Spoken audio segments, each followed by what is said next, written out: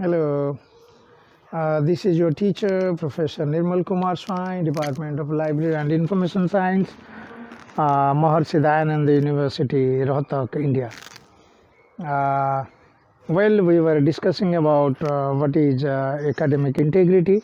We have introduced in previous two modules, and we have arrived at a point that academic begins with integrity, begins with exercising or practicing those assigned duties, assigned work, assigned responsibility. Okay, so maintaining those, it can become integrity. Don't indulge in different malpractices or deviating from your ethical aspects of duty, the assigned duty. The moment you do it, what is that deviation from ethical aspect of duty? Is that suppose the students are appearing examination hall and they are supposed to write of their own. They should not do any kind of malpractices or unethical practice. So that become part of integrity, because you are not maintaining integrity. What is that integrity? All the students are asked to supposed to read of their own and practice, prepare, and you appear for exam. Suppose someone is involved in academic practice, unethical or malpractices, and then secured good marks or higher than those maintain integrity, and those on the basis of ethical practice, whatever they knew, whatever they know in the exam hall, they do it. So there will be imbalance, and again coming back to that, one should be rewarded for his or her own work, own labor, own practices. So unless and until we do this is again coming to, as I told you, there are two blocks. One is a teacher and a student. Especially we are discussing about academic integrity in the context of doctoral research. So in teacher's case, research supervisor. Okay, research supervisor is a human being and you have been assigned to do certain things. Assigned means like you take classes of master's or bachelor classes. At the same time, find some time for the research students assigned to you also, and you assign them some work.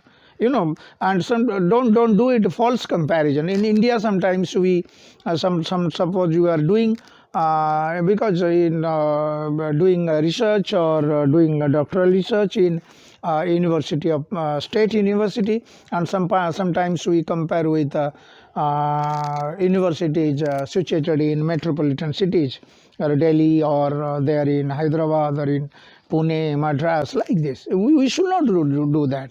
But the students come to the classes of their own choice. And being there in MDU, we shouldn't forget that our students, because it is our responsibility to nurture, to upgrade, or to highlight the students. Those are from the catchment belt. The jurisdiction defined for our MDU University, Rohtak. Okay, and we don't expect high from the students. What is that? Sometimes we situate ourselves when we were students at their age or at their stage. Okay, oh, you don't know this. Normally the students, the teachers, the paid dialogue is, you don't know this, you don't know that, I assigned you this work. Did we assign the work in a proper way? We should find proper time, maybe very comfortably ask the students to the classroom, then give them half an hour, but you define the time also. They should be there with you during that time, and you say, okay, you are supposed to do this. Suppose when my students come to me, the beginning and the initial days, then I assign them, once they are registered with a topic or with a title, then I ask them, please find 20, 30, source details, make a bibliography. Bibliography, as you know, that is a list of sources on a particular, sources of different types, not only books, journals, these days blogs, YouTubes, interviews or book reviews, research articles, newspaper articles. So you and PhD dissertations, PhD unpublished dissertations also. There are many ways where online resources, dissertations are available. So make so that the students will, you comfortably ask them and repeatedly and take follow-up action also. Like follow-up action says maybe in a week or once or twice, you just telephone them or send a mail to them, so that they shouldn't lose the track of doing their work. So these are the responsibility we should take and bring them and call them, so that unless and until they are attuned to the culture of doing research, because they didn't have any experience. Many of them are son or daughters of the farmers. They don't have academic background, even they are not attuned to, culturalization is not there into the PhD or the research world. So gradually, allow them and bear them also. Have patience with them whenever they say maybe sometimes they fail to communicate because English is not our native. They haven't studied. They studied from vernacular mediums, so that it takes time to catch up. And don't find correction most often.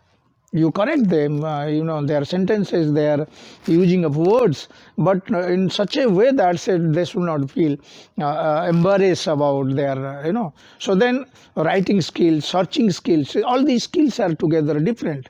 And sometimes suppose you are busy as a researcher, you are busy with other works, then ask them to meet your old students, so they should part of a peer group. We call it a peer group. So that peer group means, so they will learn the skills from the seniors, from others.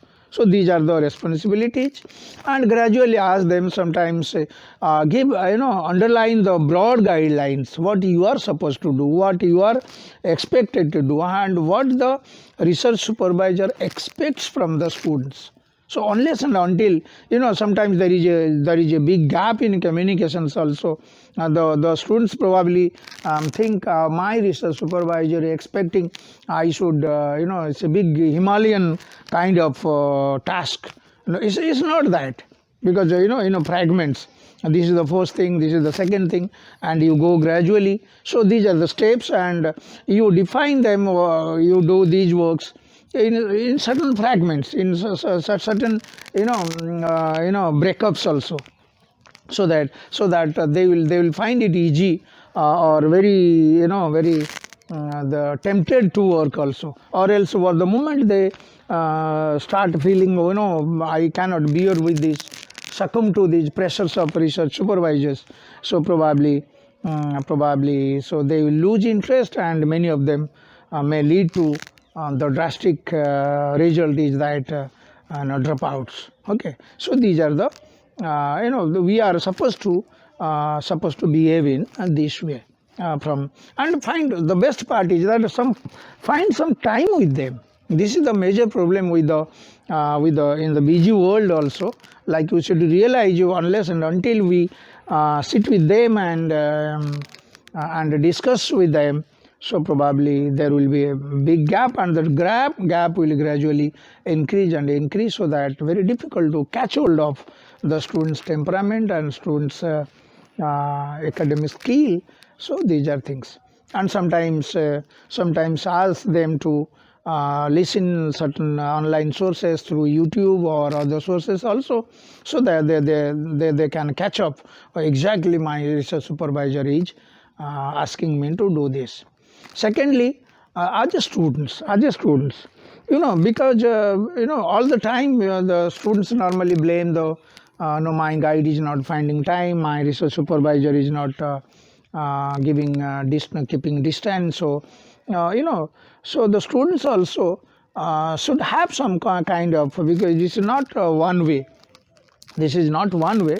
So you ask them, you have time. Okay, once the teacher gets annoyed on you, So there might be some reason, not that he is angry or bear with the teachers, and repeatedly ask or go and personally meet him.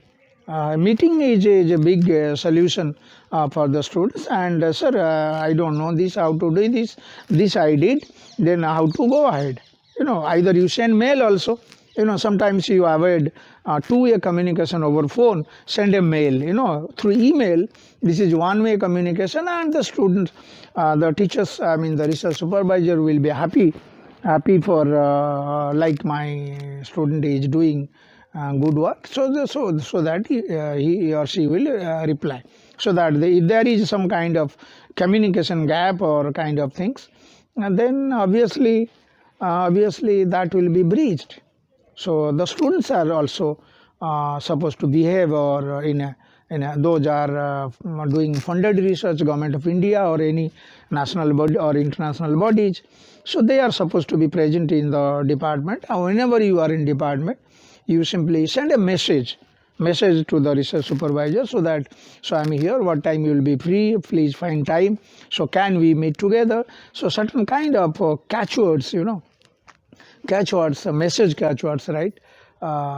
So you send to them. So I used to do, I ask my students, even if you don't feel to talk to me, then you send message, you will get reply either through message or WhatsApp message or through email also. So these are so we can maintain integrity, so that the kind of integrity, again summing up what is academic integrity. So we are supposed to behave in a particular way. We are supposed to exercise certain kind of activities or responsibility. If you deviate from these, then probably you don't maintain.